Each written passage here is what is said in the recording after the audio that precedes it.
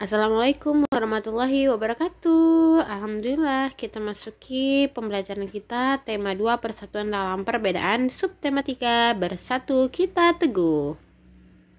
Nah, adapun tujuan pembelajaran kita kali ini adalah kamu dapat menyebutkan ciri-ciri kosakata baku dengan benar, kamu dapat menyebutkan manfaat tumbuhan dan hewan terkait habitatnya, kamu dapat menyebutkan makna kemerdekaan dan upaya mengembangkannya dalam kehidupan melalui tulisan dengan tepat, kemudian kamu dapat menyebutkan manfaat persatuan dalam kehidupan NKRI.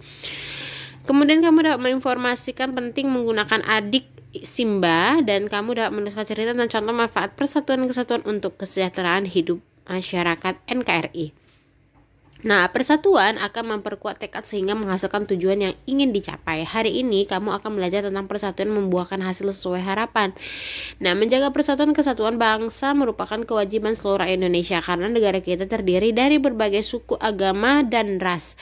Sebagai pelajar, kamu dapat bersatu dalam diskusi saat belajar di dalam kelas. Persatuan memperteguh tekad dalam mencapai tujuan telah dicontohkan oleh para pejuang. Proklamasi Indonesia sebagai tonggak kemerdekaan Indonesia merupakan wujud dari persatuan bangsa Indonesia. Kemerdekaan Indonesia dicapai setelah melalui perjalanan panjang para pejuang bangsa melawan penjajah. Nah, persatuan yang kuat memperteguh tekad mereka untuk mewujudkan negara yang berdaulat, adil, dan makmur. Keteguhan hati dalam mewujudkan persatuan dapat dicontoh dari seorang pemuda di masa proklamasi kemerdekaan.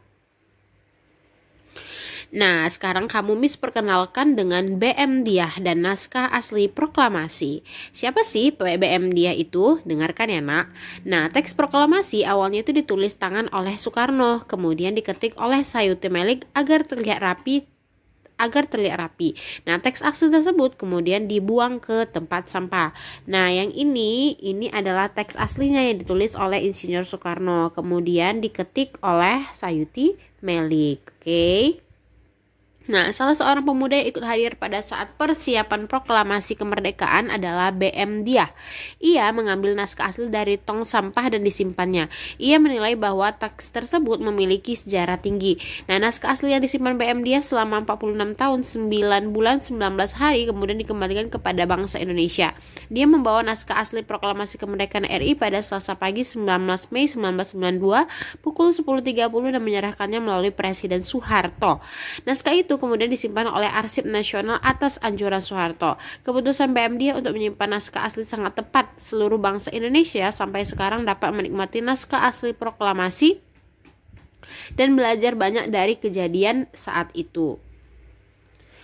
Oke, pada teks tadi terdapat kata baku. Apa sih kata baku? Dengarkan ya, Nak. Kata baku digunakan dalam situasi resmi atau formal. Nah, kemudian penulisan dan pengucapannya itu sesuai dengan ejaan yang disempurnakan atau yang terdapat di Kamus Besar Bahasa Indonesia ya, Nak.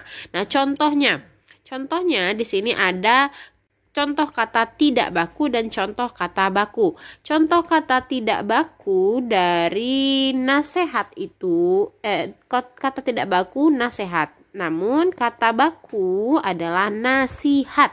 Kemudian kalau apotik itu tidak baku, kata bakunya itu apotek. Kemudian ada cuman. Cuman ini tidak baku ya, Nak. Nah, kata bakunya adalah cuma. Gubuk itu tidak baku, yang bakunya adalah gubuk pakai K. Kemudian tidak baku itu ada kata jadwal, tapi kalau kata bakunya adalah jadwal, pakai W dia, oke? Next, nah ini ada tentang mengenai habitat. Tanaman itu tidak sangat berguna bagi kehidupan manusia. Salah satunya adalah untuk membersihkan udara. Banyak penduduk Indonesia memanfaatkan tanaman sebagai pagar. Berikut adalah salah satu contohnya. Nah, contohnya itu adalah beluntas, adalah tumbuhan semak. Tumbuhan ini bercabang banyak, berusuk halus dan berbulu banyak. Beluntas dapat tumbuh di daerah kering, tanah keras dan berbatu. Tingginya bisa mencapai 3 meter. Nah, dengan habitat dan ciri fisik yang tersebut, beluntas banyak dimanfaatkan sebagai pagar. Banyak rumah-rumah menggunakan beluntas sebagai pagar hidup. Nah, kemudian ada selain tumbuhan, hewan juga berguna bagi kehidupan manusia. Nah, di sini ada keong sawah atau tutut hidup di perairan dangkal yang berdasar lumpur. Nah, keong sawah banyak hidup di sawah, rawa-rawa, pinggir danau, dan pinggir sungai kecil. Nah, keong sawah berguna untuk membersihkan lumut di kolam ikan. Keong membersihkan lumut atau rumput yang biasanya tumbuh mengambang di atas air. Nah, informasi di sini adalah kita itu semua yang diciptakan Allah itu ada manfaatnya ya, Nak. Nah, hewan juga ada manfaatnya bagi manusia maupun lingkungan. Misalnya hewan itu manfaatnya menghasilkan bahan pangan, kemudian ada bahan sandangnya, kemudian menghasilkan bahan kerajinan, kemudian untuk menghasilkan pupuk organik dan menghasilkan tenaga. Nah, kalau tumbuhan ini seperti yang kita ketahui, dia adalah salah satu kita dapat membuatnya untuk bahan makanan, bahan sandang kita, bahan bangunan pun juga bisa, kemudian obat-obatan dan bahan baku industri, dan bisa juga digunakan untuk pewarna alami karena nah juga untuk menjaga kualitas air, misalnya kayak tanaman bakau tuh karena Oke, Tuhan menganugerahkan kita beragam tanaman dan hewan agar kita bisa memanfaatkannya. Namun, pemanfaatan tumbuhan dan hewan tidak diiringi oleh sikap yang bijak sehingga banyak terjadi ketidakseimbangan. Sebagai warga negara yang baik, kita perlu bersatu melestarikan hewan dan tumbuhan agar manusia dapat hidup sejahtera. Nah, untuk itu kita itu kalau ada kesempatan dapat membuat poster-poster, makanya banyak tuh poster-poster di daerah-daerah yang memang dia itu mengkonfirmasikan mengenai tanaman atau tumbuhan untuk dilindungi. Misalnya kayak tanam pohon di bumi untuk masa depan kita. Kemudian ada lestarikan hewan dan tumbuhan langka, digambar tuh karena. Kemudian ada selamatkan orang hutan dari kepunahan dengan hashtag Save Orang Utan. Nah, ini sebagai himbauan pengingat bagi warga Indonesia bahwa kita tuh harus melindungi lingkungan kita, hewan kita, bahkan tumbuhan kita. Oke? Nah, pernahkah kamu mendengar pepatah bersatu kita teguh, bercerai kita runtuh? Pasti pernah kan, Nak? Nah, apa sih maknanya? Nah, menjaga persatuan dan kesatuan bangsa merupakan kewajiban seluruh rakyat Indonesia karena negara kita terdiri atas berbagai suku, agama, dan ras. Nah, persatuan dan kesatuan merupakan hal yang sangat penting baik dalam rangka merebut, mempertahankan, maupun mengisi kemerdekaan. Nah, makna bersatu kita teguh, bercerai kita runtuh itu adalah menyatunya berbagai unsur dan perbedaan yang ada menjadi suatu kesatuan yang utuh dan serasi sehingga muncul suatu kekuatan. Nah, bangsa Indonesia telah membuktikan bahwa dengan persatuan dan kesatuan kita mampu menghadapi penjajah dan akhirnya meraih kemerdekaan. Nah, dalam surah Al-An'am ayat 159, sesungguhnya orang-orang yang memecah belah agamanya dan mereka menjadi terpecah dalam golongan-golongan sedikit pun bukan tanggung jawabmu, Muhammad, atas mereka. Sungguhnya urusan mereka terserah kepada Allah, kemudian Dia akan memberitahukan kepada mereka apa yang telah mereka perbuat. Nah, makanya kita tuh harus menjaga persatuan dan kesatuan, tidak boleh memecah belah, oke? Nah, kita balik lagi nih di pembelajaran pola lantai tari indang seperti yang sudah kamu praktekkan beberapa hari yang lalu.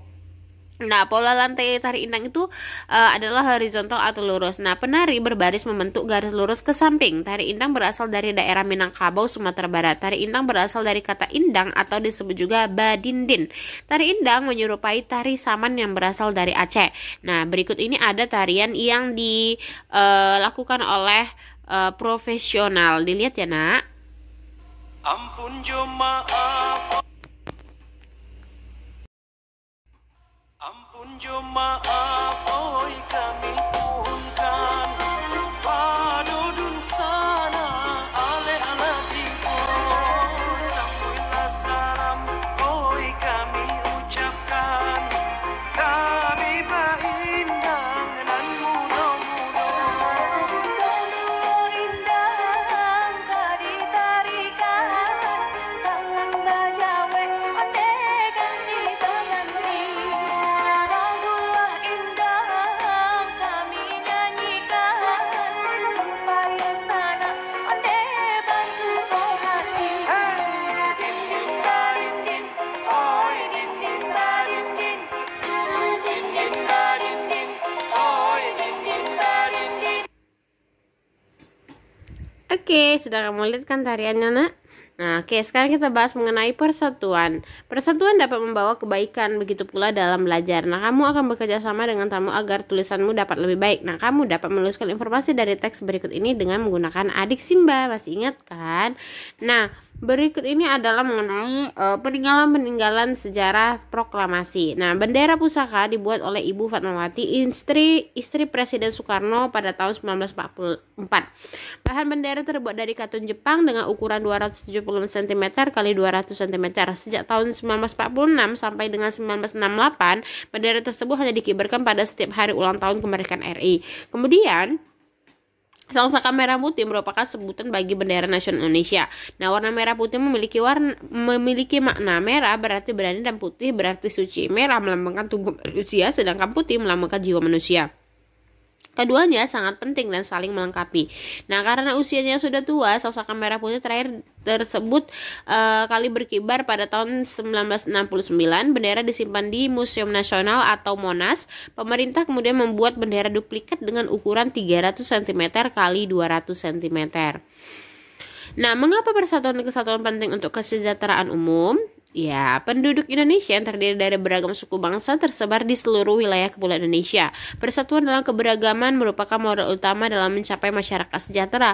Rakyat yang bersatu dalam suasana yang aman turut mendukung pelaksanaan pembangunan. Jika pembangunan berjalan dengan baik, maka kesejahteraan rakyat akan meningkat.